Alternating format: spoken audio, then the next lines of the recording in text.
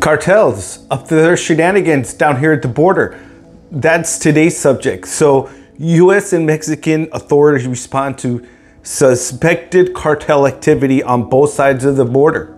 All right. So criminal activity along the Texas-Mexican border has kept law enforcement super busy. First comes report from the Texas Department of Public Safety about the arrest of an armed suspected Mexican cartel member. All right. On Texas side of the Rio Grande. It says here, Northeast cartel members were apprehended yesterday by Border Patrol, DPS, and Texas National Guard in Rio Grande Valley 2.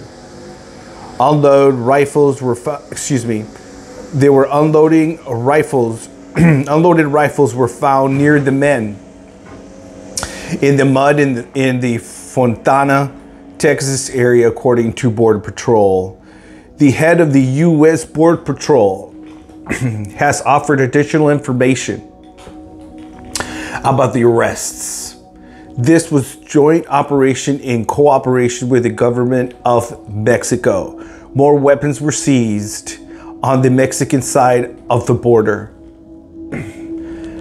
Bilateral OP with government of Mexico nets 16 guns in Mexico. Rio Grande Valley sector relays info with GOM after US CJ and DPS saw armed subjects. All right. So meanwhile, just across the border from Laredo comes off a shootout along a busy highway that is heavily traveled. All right.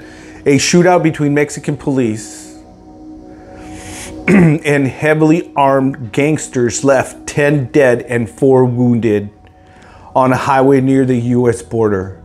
Fuerza civil officers were ambushed by men in armed pickup on the Monterrey Nuevo León highway on Monday. Elsewhere in Mexico, cartel violence continues to move from state to state.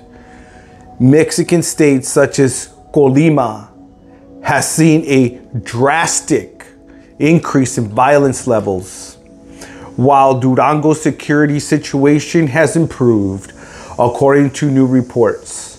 What are the changing criminal dynamics underlying these changes? It reads here, while in southern Mexico, 2 cartels are shooting it out for control of significant human trafficking route into the country. Wow. People making money off of other people's pain. How terrible. You are listening to Unapologetic Gentleman with Mario Vega at Mario Vega 931, where we talk about news, like things things that happen down here in the border, because Brownsville is a border town. So that's why you'll get a lot of news articles about the shenanigans that's going on down here. So let's continue with the article. Back in the Rio Grande Valley, the Border Patrol continues to fight against human trafficking in Texas. Within hours of each, USBP agents interdicted 2 failed human smuggling events that resulted in people attempting to flee in vehicles. With the assist of the Texas Department of DPS, South 20 migrants illegally to the U.S. was apprehended. Great job. The Texas Department of Public Safety, DPS, is also doing its part to discourage human smuggling along the U.S. border. The Operation Lone Star, the DPS has made over 7,000 arrests so far.